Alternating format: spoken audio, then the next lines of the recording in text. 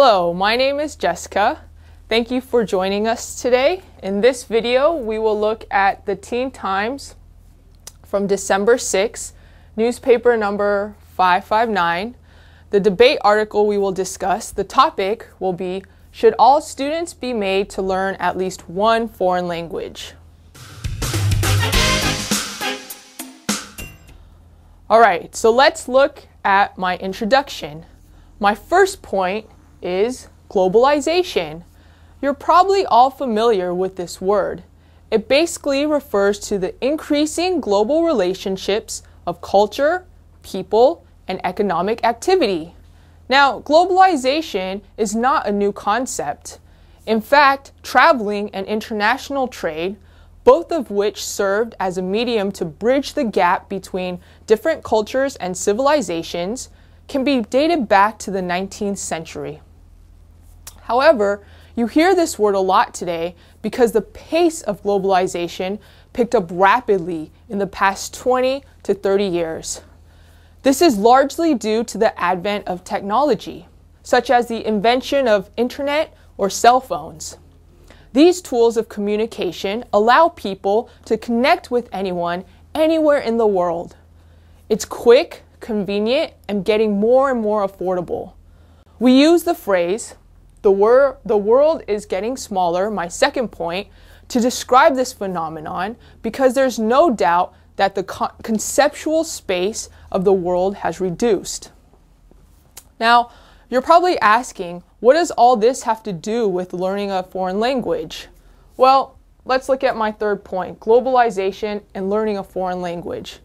The relevance of globalization today makes it much more important for students to learn a second or a third language.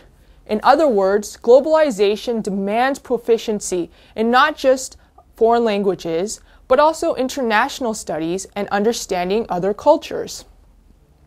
Most people realize this reality, which takes me to point number 4, the Berlitz Corporation Survey.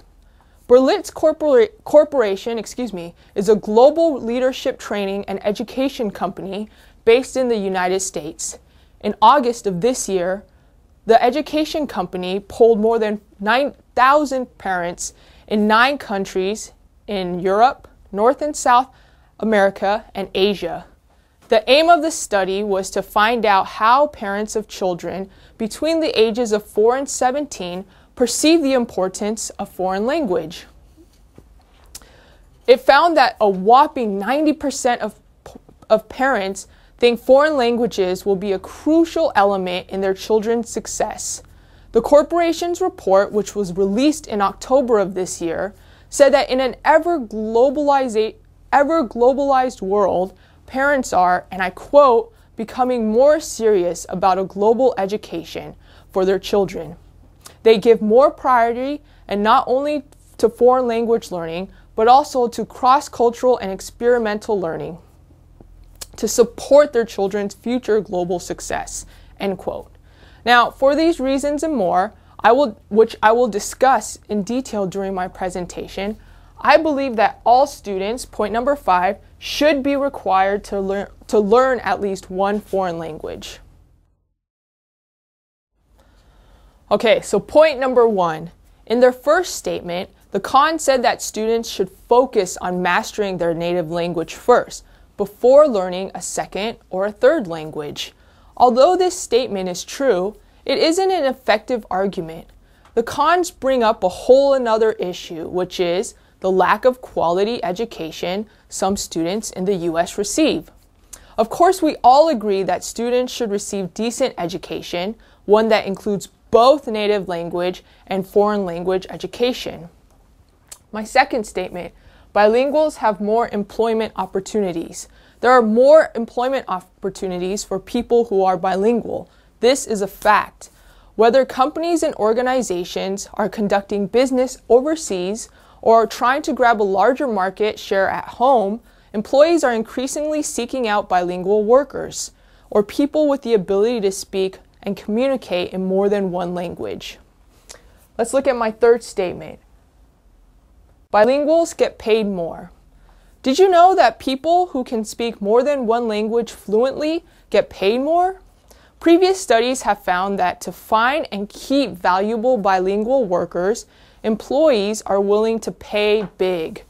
On average, their salary ranges between 5 to 20% more per hour. That's a lot of money. Let's look at my fourth statement. Everyone does not speak English. The article said that in some English-speaking countries, the government does not require their students to study a foreign education or a foreign language.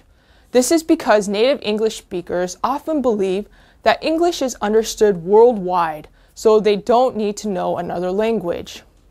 Although English is widely spoken and is recognized as a global language, this idea is wildly outdated. In reality, it is believed that only between 20 to 25% of the world's population can speak English. Earlier this year, the Internet World Stats found that only 26.8% of all Internet users are English. Chinese was close behind at number 2, followed by Spanish, Japanese, Portuguese, German, and Arabic. Korea ranked 10th. Now my last and final statement, change attitude of native English speakers. The study shows that English is not the native language of the majority of the world's population. As such, native English speakers should change their attitude, which is arrogant and borderline offensive.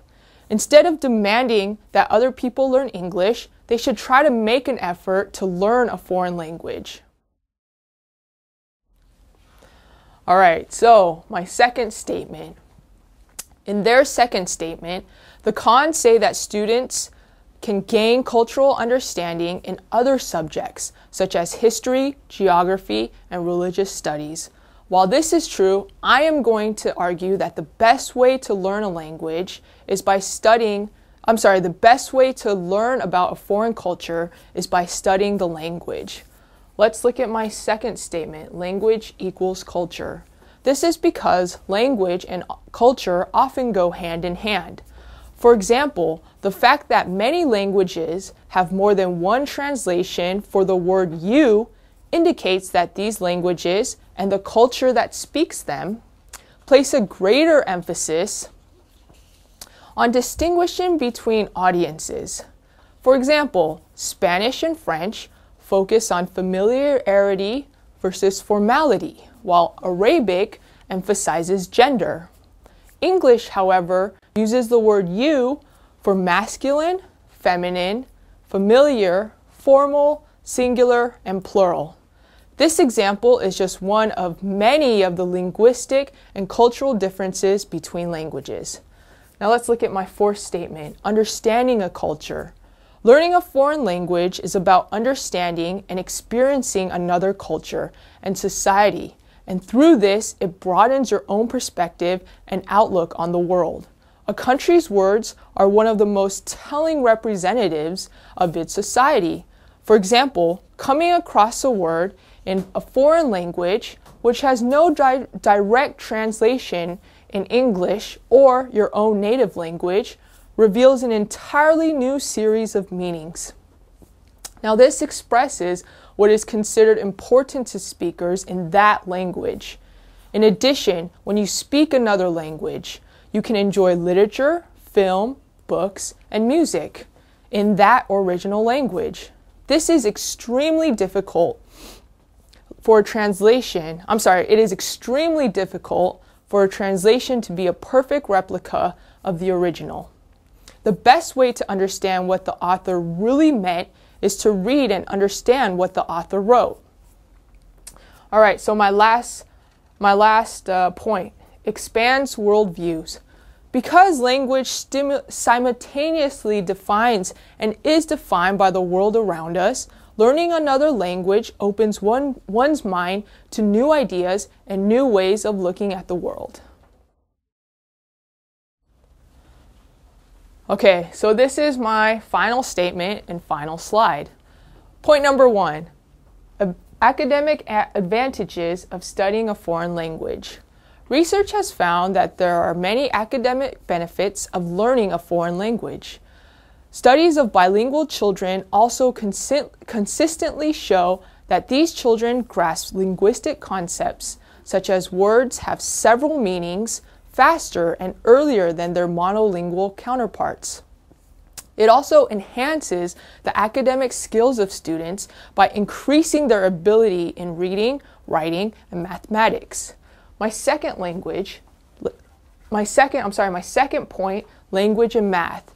Students who learn a foreign language outscore their non-foreign language learners in the verbal and math sections of standardized tests.